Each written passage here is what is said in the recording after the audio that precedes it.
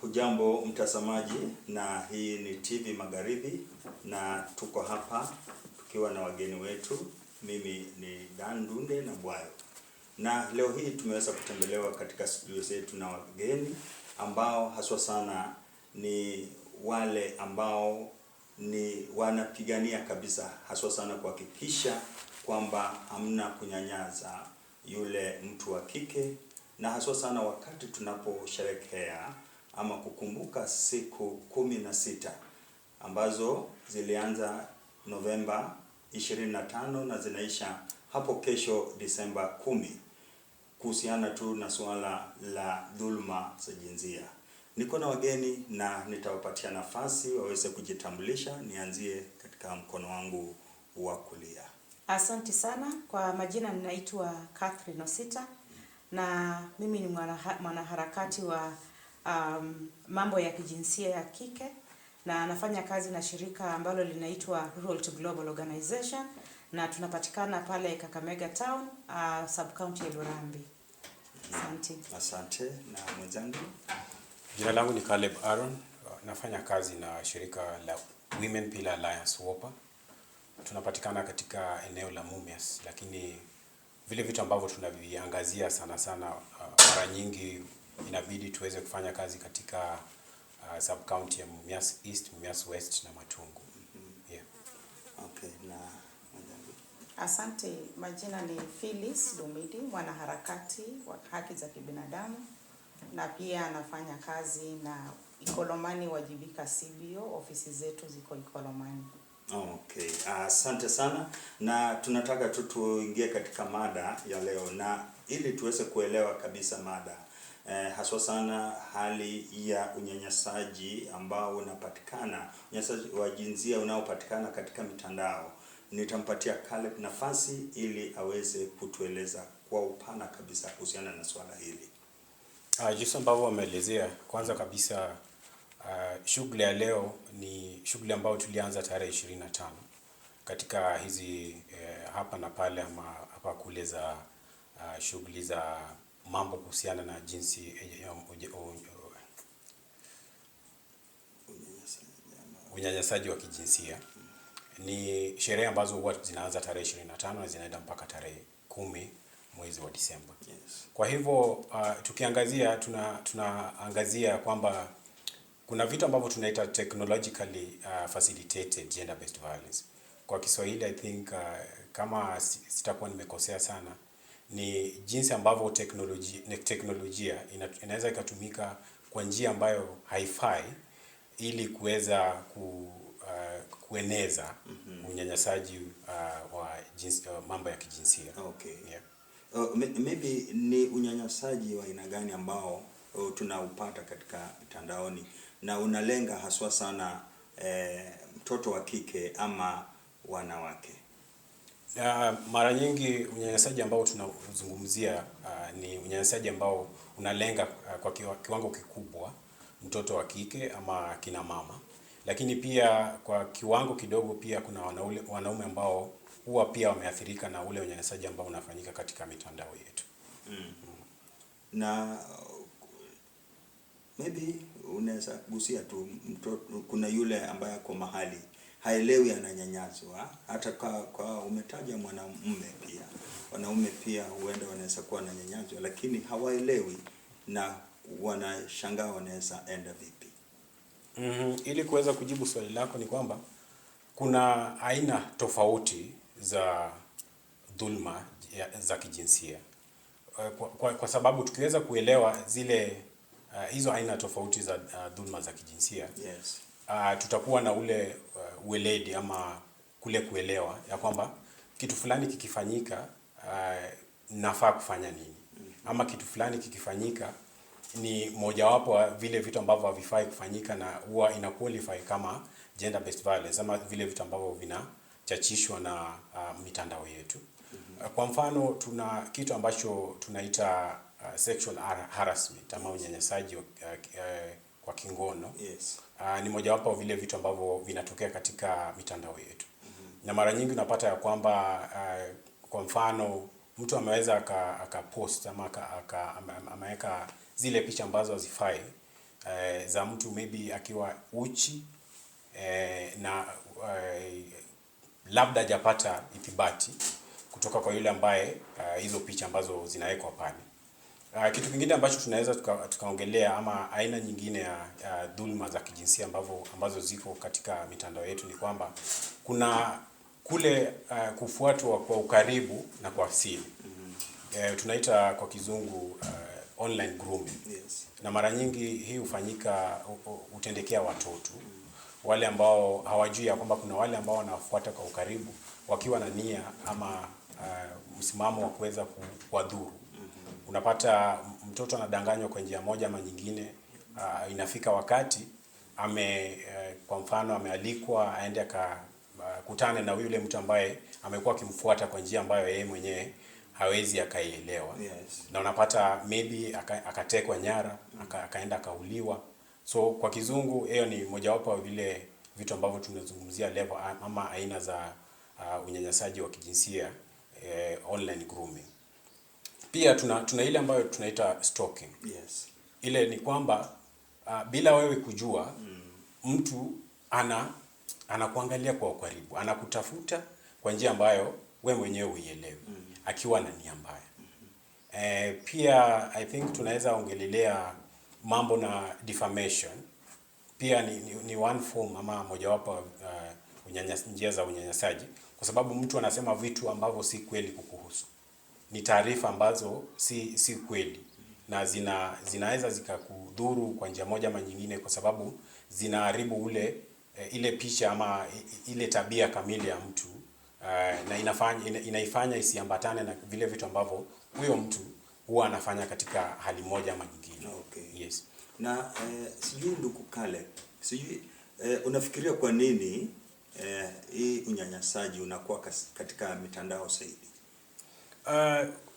Unyanyasaji mara nyingi ni vitu ambavyo vinafanyika katika hali yetu ya kawaida. Yes. Katika mandhari ambayo tunaishi kama binadamu.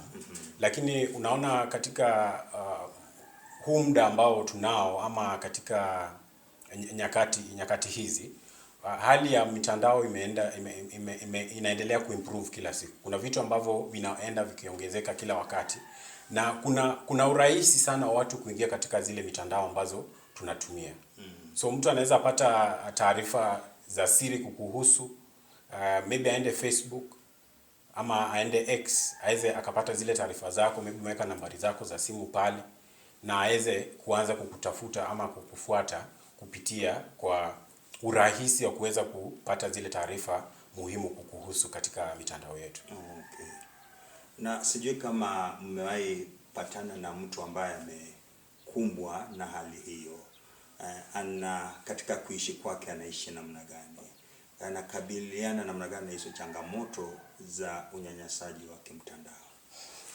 Mara nyingi wale ambao wameathiriwa na unyanyasaji ambao unaendelea katika mitandao yetu, yes, huwa ni watu ambao kwa hali moja ama nyingine wameathirika vibaya sana, kwa sababu utapata mara nyingi ni watu ambao wananyamaza kwa sababu zile effects ambazo zimetokana na kule kuathirika kwa mtu kama huyo. Pia hali ya kawaida ya maisha pia hubadilika, kwa sababu umeweza kupitia vile vitu ambavyo kwa kawaida si vitu ambavyo binadamu huwa hupitia. Kwa sababu tuseme kwa mfano mtu amekufuata kwa njia ambayo haifai, amekufuata kwa siri, kuna uoga fulani ambao unakuingia. Katika maisha yako kama vile vitu ambavyo unafanya, utajipata katika hali ngumu ya kuweza kuwa free na kuweza kufanya shughuli zako ama kuweza kufanya zile kazi zako ambazo unafanya kama binadamu. Sasa mara nyingi tukipatana ama tukikumbana na watu ambao wameathirika na dhulma za kijinsia ambazo zinaendelea katika mitandao yetu, huwa tunajaribu sana kama wakereketo wa haki za kibinadamu, yes, tunajaribu sana kuweza kuwaleta karibu, kuweza kuwapatia ule usaidizi ambao unahitajika. Kwa mfano tuseme mmoja akiwa amedhulumiwa kingono, kuna njia ambazo tunaweza tukatumia ili kuweza kuhakikisha huyo at least ameweza kurudi katika yale maisha ambayo alikuwa anayo kabla ya kitendo kama hicho. Kwa mfano tumpeleke katika hospitali, tuweze kuripoti hizo kesi katika stesheni za polisi, na ziweze kufuatiliwa ili yule ambaye ameathiriwa aweze kupata haki yake hatimaye. Okay.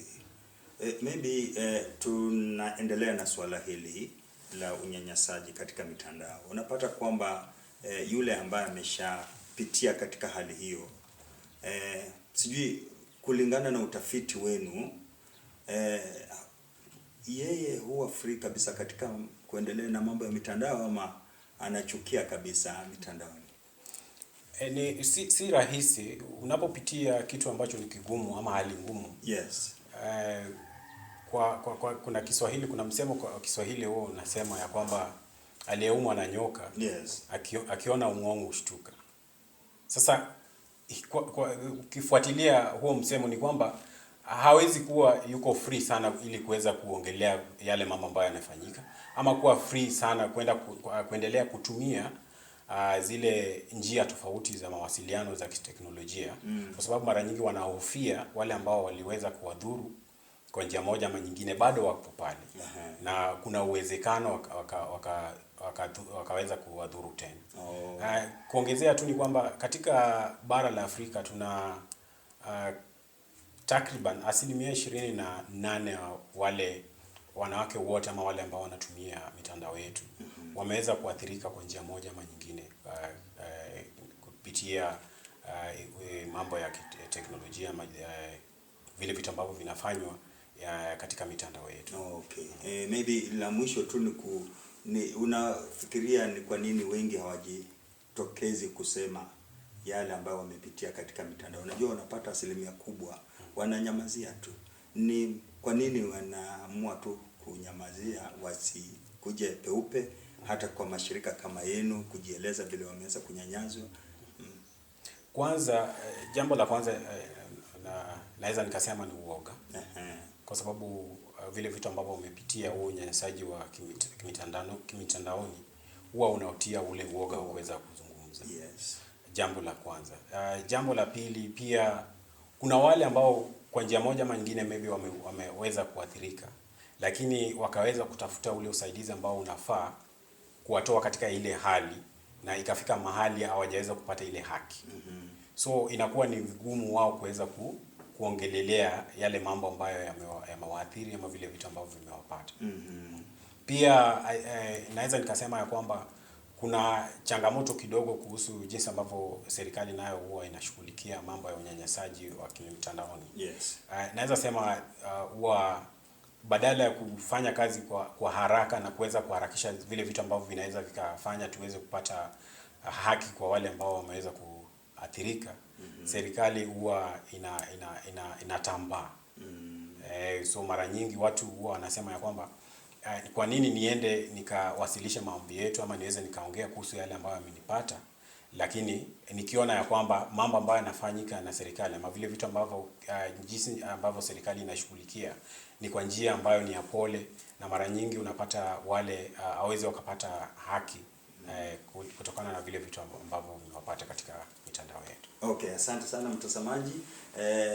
Tutakuwa tukiingia katika awamu ya pili. Wacha tupate kopo la maji na tukiingia madukani, alafu tutakuwa tukiingia awamu ya pili na tutakuwa tukijua ni wapi huyu mtu ambaye ameathirika anaweza ripoti na anaweza pata msaada wapi. So tutakuwa tukifuatilia jambo hilo. Endelea kuwa pamoja nasi, na hii ni TV Magharibi. Karibu tena mtazamaji, na hii ni TV Magharibi na tunaendelea na mjadala wetu. Kumbuka kwamba ni siku 16 ambazo tunaangazia hasa sana unyanyasaji ama dhulma ambayo inapatikana kwenye mitandao yetu, na hapa tuko na wageni wetu ambao wanazungumzia kwa upana swala hili. Na sasa tunataka kuweza kupata kujua, Catherine, ni wapi mtu anaweza ripoti au msaada anaweza upata wapi wakati amekumbwa na swala hili ama kunyanyazwa hapa nchini Kenya? Asante sana kwa swali hilo. Yes. Ningependa kusema wanawake wengi ama wasichana wengi wanaponyanyaswa kutokana na mtandao, wengi wao kwanza hiyo mambo ya kuripoti huwa watu wanaogopa sana. Na wanaogopa kwa sababu wengine wananyanyaswa na watu ambao wanawajua, wako karibu nao, lakini hao hawajui watu wao wako kwenye mtandao. Kwa sasa wanaogopa wakienda kuripoti, pengine yule mtu ambaye amemnyanyasa atakuja kumdhulumu zaidi. So kuna ile stigma yenye ile mwanamke ama msichana anayeishi nayo, ambaye anaogopa asiende kupiga ripoti. Lakini ningependa kuwaambia wanawake na wasichana, ama mtu ambaye anatumia teknolojia kwa njia ya social media, yani kuna Facebook, kuna TikTok, kuna Instagram, na kuna mtandao kama ya Tinder, Ignite Cove, kuna nyoko kule wanatafuta wapenzi. So mtu akidhulumiwa anaweza enda kushtaki kwa kituo cha polisi karibu naye. Kama anaishi karibu na mtu ambaye anafanya counseling, yani watu ambao wanakupa mawaidha na kukusaidia kama unakuwa uko disturbed kidogo psychologically na ako karibu nawe, yani kwa kizungu tunamuita a counselor, anaweza enda kuona a counselor akamsaidia kwa mawazo. Kwa katika community zetu hapa Kakamega kuna wale ambao tunaita the community health promoters ambao tunaishi nao karibu. Yes. Pia wanaweza kimbilia hao kuwaambia na kupiga hiyo ripoti. Yaani najaribu kueleza kuna ile the informal referral pathway. Kwa Kiswahili ambao ni ngumu kidogo, na kuna ile ya formal one. Yes. So kumbuka kila kudhulumiwa kuko na aina tofauti. So kuna ule ambaye anahitaji kuenda kufanyiwa medical check-up, pengine alidhulumiwa kwa teknolojia, njia ya mtu alimwambia tukakutane mahali, hakumjua ni mtu aina gani, pengine amekuwa akiwasiliana naye kwa muda hata mwaka moja na akawa amemtrust zaidi, akaona huyu ni mtu mzuri. Sana sana wasichana ambao wanatafuta mapenzi kwenye mtandao, anawasiliana na mtu kwa muda wa miezi 3, miezi 4, na anakuwa na ile trust ya huyu mtu ni mtu mzuri, kumbe ule mtu ako na nia nyingine. So wakati ataomba msichana aende kukutana na yeye, kumbe anaenda kumbaka. So ningependa kusema wasichana ambao wanajikuta kwa hali kama hii, the first thing wanafaa wajue, wanafaa kukimbia ni hospitali, kupiga ripoti, akapata matibabu ya dharura. And then kuna police station ambayo ataenda kuandika ile the OB na statement, na ambayo ataanza kuanza njia yake kupata haki kwenye koti. So na kwa community pia ama kwa online tuko na nambari ambazo huwa tunaziita hotlines ama helplines, ambazo wanawake na wasichana wanaweza kapiga na wakapata usaidizi.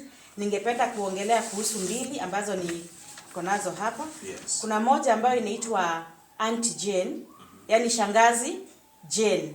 Hii namba ni namba ambayo msichana ama mwanamke akipiga unazungumza nao kwa bure, yani haulipi, haikati ile credit yako. Unazungumza na counselor pale, anakuhimiza kimawazo na pia anakuambia ni nini cha kufanya cha haraka. Na kuna nyingine hapa, hizi zote ziko tu hapa nchini Kenya, Nena na Binti. Nena na Binti pia ni namba ambayo inapatikana kwa mitandao.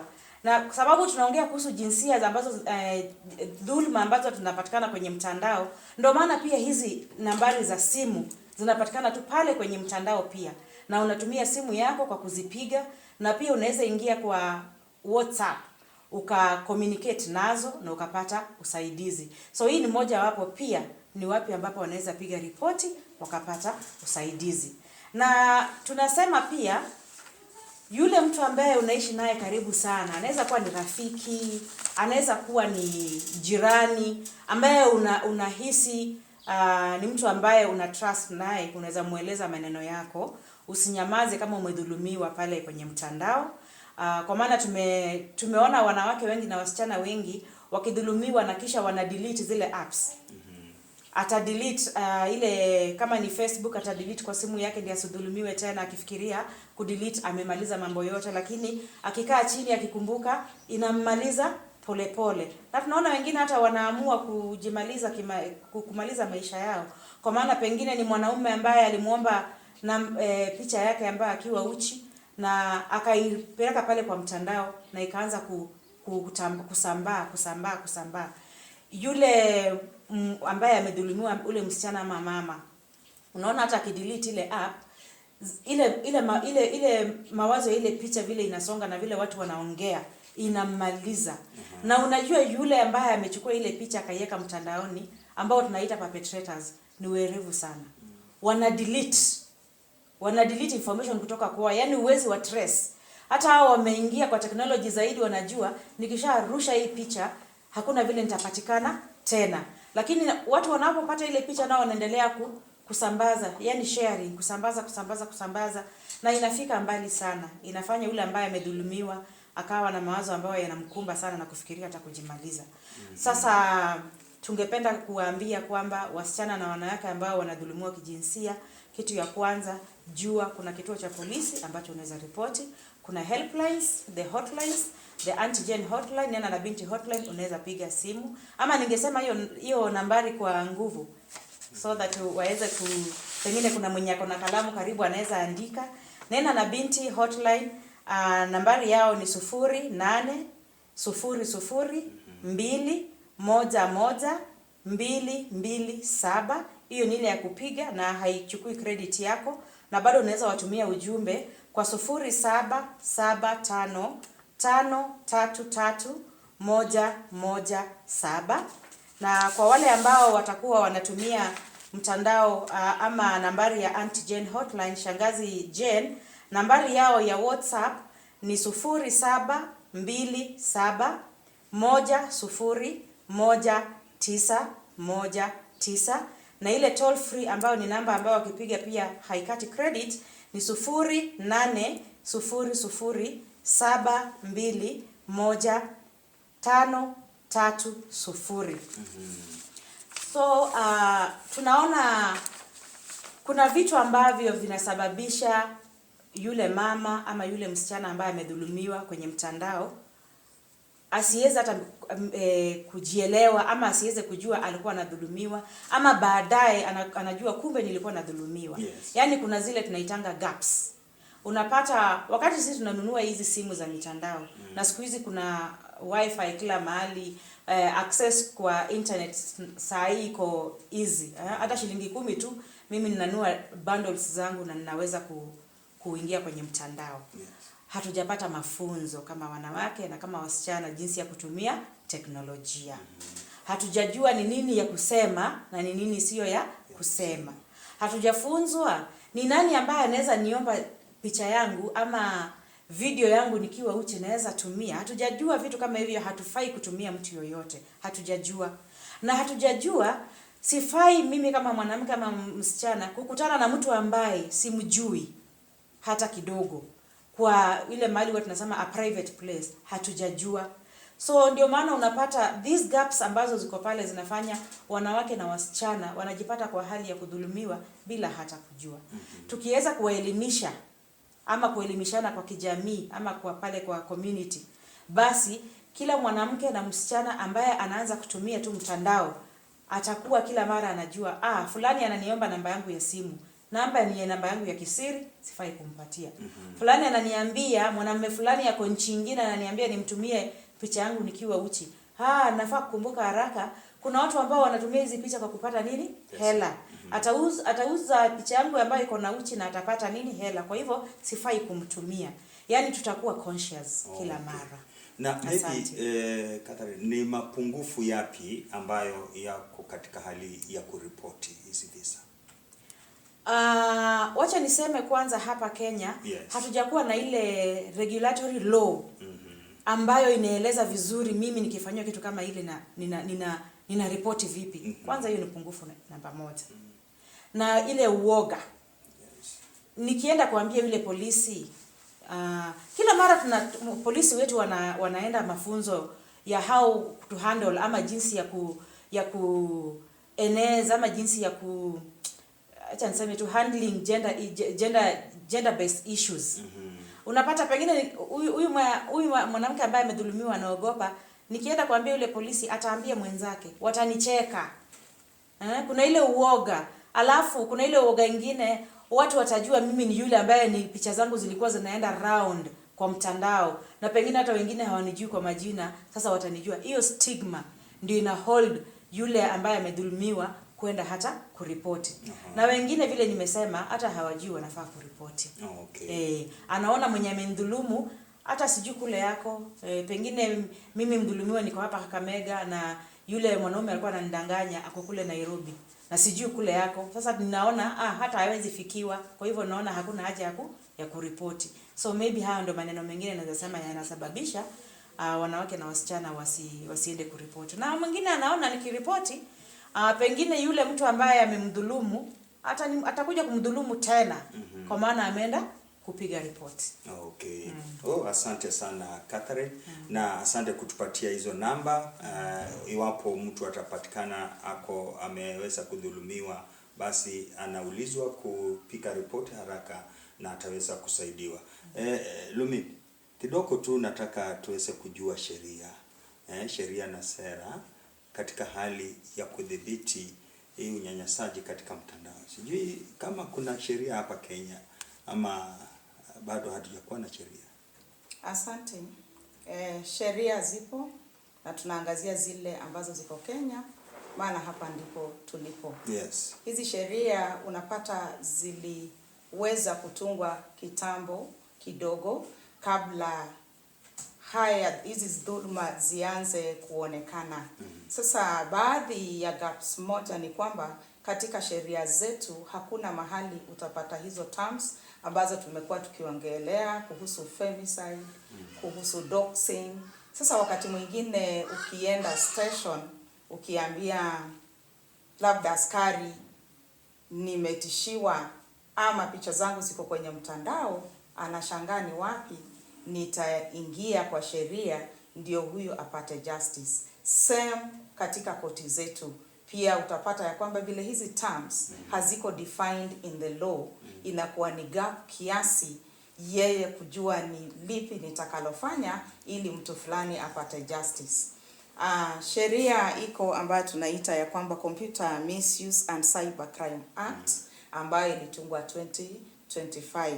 Ukiangalia vizuri sana inaongelea kuhusu cyber harassment ambayo labda mimi tulikuwa marafiki na ukapata data yangu ya kisiri, sasa unaiweka mtandao.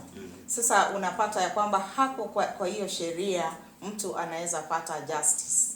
Alafu pia sheria ipo section 37. Kuna maneno ya impersonation. Yes.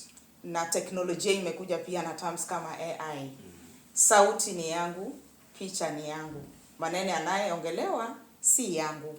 Sasa tunamakinika sana, unaangalia, unajua ni fulani alifanya, lakini si yeye. Mtu amejifanya yeye ni kama mimi. Sasa mambo kama haya yakikuja, hapo ndio sheria yafaa iangazie wakati mtu anataka justice. And then kuna ile inaitwa Protection Act 2019. Yes. Ambayo iko very clear kuhusu personal data. Data ni ya mtu, si ya mtu mwingine kuitumia. Kuna pia Constitution 2010 ambayo ni supreme. Hizi sheria zingine zinatoka pale. Ukisoma vizuri article 31 inaongea kuhusu wewe kukuwa na data yangu personal na uanze kuisambaza. Hizi ni baadhi ya sheria ambazo yafaa tutumie katika stations zetu na hata koti yetu. Sheria nyingine ni Sexual Offences Act 2006. Ina address hizi issues zote kuhusu sexual harassment, indecent acts, yani mtu anakushika tu inappropriately. Hauna vile utadocument but amekushika. Ana share tu pornography yako. Huna vile utadocument lakini yeye ina trend. So sheria iko. Ni sensitization tu ndio haijafikia kila mtu, especially wale ambao tunaita duty bearers. Na pia wengine tu ni wazembe. They don't want to be accountable on their work. Wakisoma hizi sheria wanaweza hakikisha ya kwamba justice imepatikana kwa kila mtu. The structures are there. Na bado tunaongea ya kwamba kila mtu ajue hizi sheria. Ignorance of the law is not defense of the law. Okay. Kila mtu aelewe sheria inasema nini na pia tuelimishane. Unamwambia ya kwamba ndio nimekuja, lakini hizi ndio sheria na best kwazo. Ukimwambia hizi vitengo ambazo nimezitaja, kila mtu ana katiba. Anaweza angalia hizo sections. Hii Cybercrime Act ya 2025 kwa sababu ya teknolojia ni rahisi kuipata, iko tu kwa simu yako. Unaweza pata nafasi, unaisoma, unaielewa na unaelimisha pia mwenzako. Okay, maybe asante kwa sababu umetueleza kuhusiana na sheria mbalimbali ambazo zinaweza kusaidia katika kukomesha kabisa mambo haya. Sijui kama kwako na feel kwamba hizi sheria zimetumika vizuri kusaidia kumaliza hizo jinsia ama unyanyasaji katika mitandao yetu. Vile nimesema, hizi sheria wakati zilikuwa zinatungwa, katiba ni ya 2010. Hakuna mahali utapata hizi terms tunatamka hapa sasa saa hizi. Lakini kuna zile other legal provisions ambazo tunataka zikuwe included. Wakati tunasema maneno kama mauaji yanayolengwa wanawake kupitia kwa mitandao, tunataka kwa sheria pia ikuwe included. Including hii kutumia data yangu ambayo nilikupatia kwa uzuri na wewe unaisambaza. Sheria hizi hawa legislators kwa sababu waliapa kutumia wananchi, wazisome na kukomesha hizi dhulma. Yes. Ni lazima mtu adhibike, akuwe case study. Ndio zipungue ama zisikue tena. Okay, na kidogo umekuzia tu baadhi tu ya marekebisho ambayo mnafikiria kwamba yakaweze kufanywa. Sijui umesema wale wabunge wetu, kuna yale ambao wananchi na nyinyi mashirika huwa mnaona yanastahili. Sijui ungependekeza njia gani itumike katika kuelezea yale ambayo mnastahili ama yanastahili kurekebishwa kwenye sheria hizo. Asante sana. Tuko hapa leo, kuna mtu anasikia kwa mara yake ya kwanza. Yes. Labda aliyapitia, is a victim or a survivor, anasikia. Hii ujumbe ipite iende kwa mwingine. Na wakati hawa wajumbe pia wanakuja kwetu sisi, hata hao ni victims. Wakati mwingine unawapata kwa mtandao kwa mambo ambayo hawajasema. Pia hao waelimishe, waelewe ni nini hufanyika wakati mtu amedhulumiwa kimtandao. Akishaelewa, itakuwa ni rahisi yeye kama legislator kuenforce ama kupitisha hii sheria. Vile vile pia DCI wetu tunapokuwa nao kwa kongamano, waelewe hata kwa service charter tukaweze kuziona. Mtu akiingia pale anaona kwa service charter ya kwamba picha za mtu ama data ya mtu kusambaa ni kinyume na sheria, na weke hata pale penalty, so that mtu akienda pale asiwe na uoga. Bila ataiona tu kwa service charter, atasema shida yangu ndio hii, natamani itatuliwe. Same hata zinaenda paka hata data kwa hospitali, exposing someone's data, health data in public, ambayo mtu mwingine anaweza itumia kwa nia mbaya. Ama anaweza pia kumfuata vile mwenzangu amesema, kunifuata ni kwa sababu mimi ni wa jinsia fulani. Ndio hiyo tunaelekeza, tunasema inalenga mauaji ya wasichana na wanawake. Kwa hivyo ikiwa visible, kila mtu anajua ni kinyume ya sheria, basi haki itapatikana. Na huyu pia legislators atajua niko na jukumu ya protect my people, na pia kutunga hii sheria ili isidhulumu wengine wanaokuja nyuma. Okay, asante sana. Na nataka tu tupate way forward.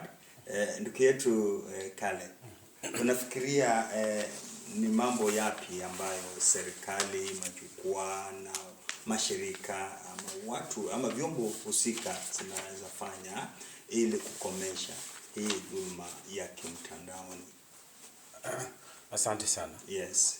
Jambo la kwanza ambalo ningeweza kusema ni kwamba sisi kama ukumbi wa mashirika yasiyo ya kiserikali katika gatuzi la Kakamega County. Yes. Katika zile kazi ama vile vitu ambavyo tunavifanya in terms of individual organizations ama kwa kijumla, kuna mambo mengi ambayo tunaangazia, na zile efforts ambazo huwa tunazimake kama mashirika yasiyo ya kiserikali, ni lengo letu kuu ni kuweza kuhakikisha ya kwamba tumeweza kupunguza kupunguza makali ya dhulma za kijinsia ambazo zinaendelezwa katika mitandao yetu. Mojawapo ya mambo ambayo tungependa yaangaziwe kwa undani ni kwamba, kwa mfano tuseme kukiwa na ushirikiano wa karibu kati ya serikali kuu, serikali za gatuzi, alafu pia na mashirika ambayo yanatetea haki za kina mama ama haki za binadamu, kutakuwa na ile njia rahisi ya kuweza kufikia wale ambao kwa mfano wameathirika, na tuweze kuwa na zile sheria ambazo zinaweza zikasaidia ili kuweza kusaidia wale ambao wameathirika.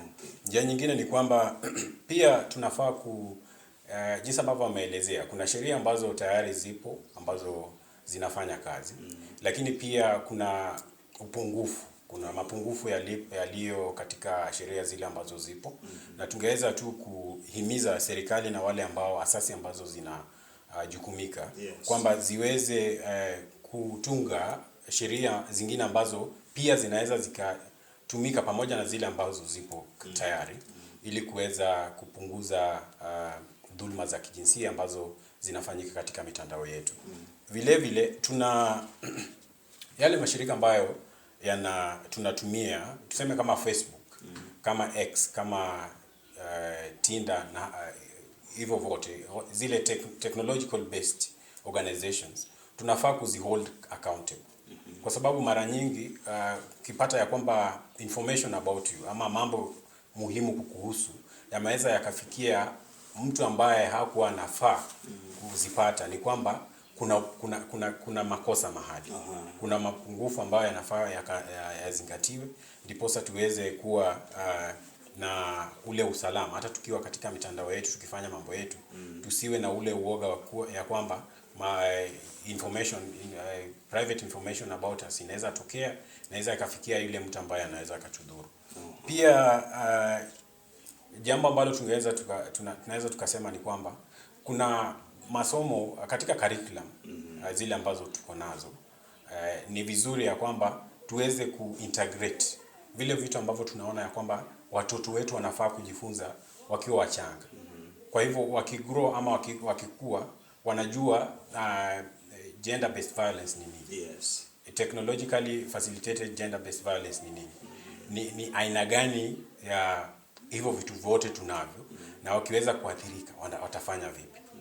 Ndio maana alikuwa anasema kuna wale ambao hawajui sheria, hawajui vile vitu ambavyo vinafaa kuzingatiwa ama yale mambo ambayo tunafaa kuangazia, kwa sababu hawajafunzwa ama hawajakuwa na ule muda wa kuweza kuelewa ni nini ambacho tunafaa tukafanya kama mashirika yasiyo ya kiserikali ama wale ambao wameathirika. Pia jambo la mwisho ningependa kuongezea ni kwamba tuweze kuwapa nguvu zaidi wanawake, kwa sababu wao ndio wanaathirika zaidi na dhulma za kijinsia. Tuweze kuwapa, tuseme kama ni resources za kuweza kupambana na hali kama hii. Alafu pia mimi kama mwanamume ningependa kuongezea tu ya kwamba kama kuna mwanamume pia ambaye ameathirika katika njia moja ama nyingine na dhulma za kijinsia, mara nyingi wanaume wanaogopa, wanajificha sana, hawajitokezi kuweza kuripoti zile kesi. So ni vizuri tuweze kujitokeza pia, wale ambao wameathirika tuweze kujitokeza na kuweza kuripoti zile kesi ambazo tuko nazo ama vile vitu ambavyo vimefanyika. Na pia mimi kama mwanaume, mara nyingi dhulma za kijinsia ni mambo ambayo yanafanywa na wanaume. Wanaume ndio ambao wanalenga kina mama. Kwa hivyo ni jukumu la wanaume kuweza kutunza wale kina mama wenzetu. Sisi kama wanaume tuliumbwa ili tuweze kuwatunza kina mama. Kwa hivyo ningependa kuhimiza kila mwanamume ambaye ananisikiza ama ananiangalia katika runinga ya kwamba tuweze kujukumika. Tuweze kufanya mambo ambayo yanaweza yakasaidia kina mama badala ya kufanya vitendo ambavyo vinaweza vikawadhulumu kwa njia moja ama nyingine. Okay, asante sana. Maybe Phyllis, kwa dakika moja, nini ambayo unaweza sema kuhusiana na swala hili nzima la dhulma? Asante. Violence can never be stopped or fought using violence. Kwa wale ambao tunatumia mitandao na mitandao tunaona ni lazima we are moving to that space. Go to safe browsers.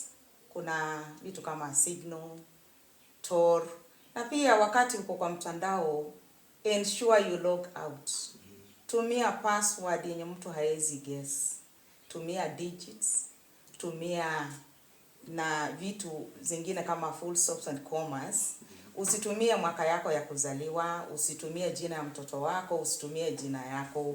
Na tuendelee pia kupreserve evidence, take screenshots, document, report. Hii shida ya under reporting hatutapata redress. Kwa hivyo nahimiza kila mmoja ambaye atakumbana na yale masuala ambayo tumeongelea leo, just walk into a police station, report, ambia wengine, na pia tufunzane vile tunaweza preserve our evidence. Asante. Okay, na Catherine, maneno yako ya mwisho dakika moja. Asante sana. Mimi ningependa kuhimiza watu wote, sio tu wakati ambao tunafanya campaign ya 16 days of activism, lakini tuendelee kuhimiza jamii yetu, kina mama, wasichana, vijana na watu wote ya kwamba teknolojia inaweza tumika kama njia ya empowerment, yani ya kutufanya tukapata pesa kwa njia ya biashara, lakini sio njia ya kufanya violence.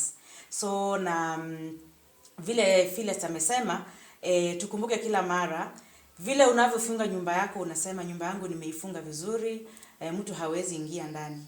Kile chombo ambacho unatumia kama simu, kama laptop, desktop yako pale, make sure pia kila mara wakati hauitumii iko na a lock, yani iko na that strong password. Hivyo basi nifikiri teknolojia itafanya tuwe watu ambao tunajua kujijenga na sio kuumizana. Okay, asanteni sana.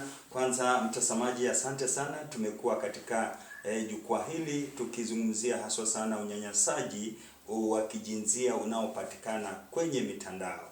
Saa nyingine wewe haujapatikana na jambo hilo, lakini ndugu yako, dada yako ameweza kupatikana. Umeweza kupewa nafasi kwamba ripoti ili ukaweze kusaidiwa. Na kwa mengi tunaweza sema tu wageni wetu, asanteni sana kwa kututembelea, na tutasidi kuwa pamoja hata baada ya kukamilika hizi siku 16. Tunajua kwamba tutaendelea kuhakikisha kwamba haki ya mwanamke na mtoto msichana inaweza kusimama vizuri. Toka kwangu naitwa Dan Ndunde na hii ni TV Magharibi.